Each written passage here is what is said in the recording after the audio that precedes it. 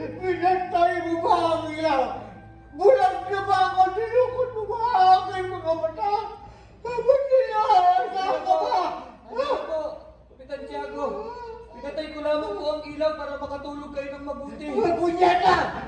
Bakit mo pinatay ang ilaw? Ay, takot ako sa dilim. Ikaw ako ng kapyan. Tumikip na po kayo kanina. Makakasama po sa inyong karamdaman. Punyeta! Hindi ka pa medyo nagtutulong-tulungan ka na. Ikaw ako ng kapyan. Dalihin mo. Martilyo. Dali. Diyan na po. Dali. Po.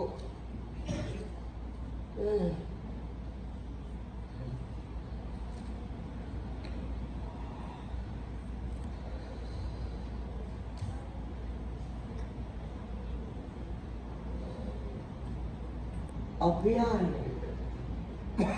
Ito na lamang ang bumubuhay sa akin. Asilari ka.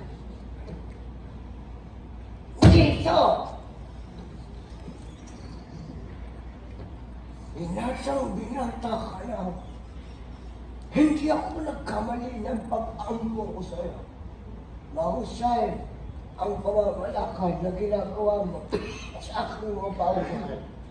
Ay, huwag kang mag-alala. Malapit na. Nararamdaman ko na ikaw na ang talaga ang anak ko.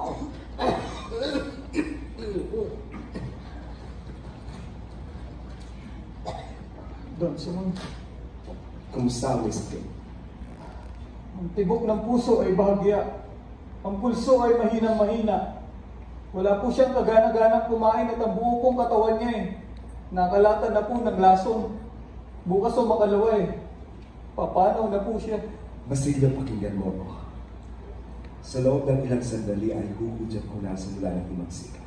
Bukas ay wala ng aral-aral, wala ng universidad, wala ng masasaksihan kundi ang pagdanak ng liko. Nakahanda kami at natitiyak namin ang aming tagumpay at ang lahat ng hindi sumapi bagaman kaya ng mga may tuturing namin isang kawan.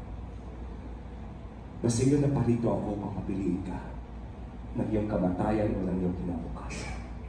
Ikamatayan na ng aking Sa kinagawa. panig ng mani ni Ilo sa piling ng iyong bayan. Panig ng mani ni Elon. Basilio, inuulit ko, sasama ka ba o hindi? Ang hindi pagkamti kanino man ay katumbas ng pagpapagita sa dalawang nag-uumpong ang lakas. Ano pong kailangan kong gawin? Basilio, panguluhan mo ang isang pulutong. At habang nagkakagulo sa ilang bahagi ng syudad, ay magtungo ka sa biyerdyero, gibain mo ang pinto, at kunin mo ang isang taong bukod sa akin ng Kapitan Tiago, ikaw lamang, si Maria Clara! Ibig ko siyang iligtas.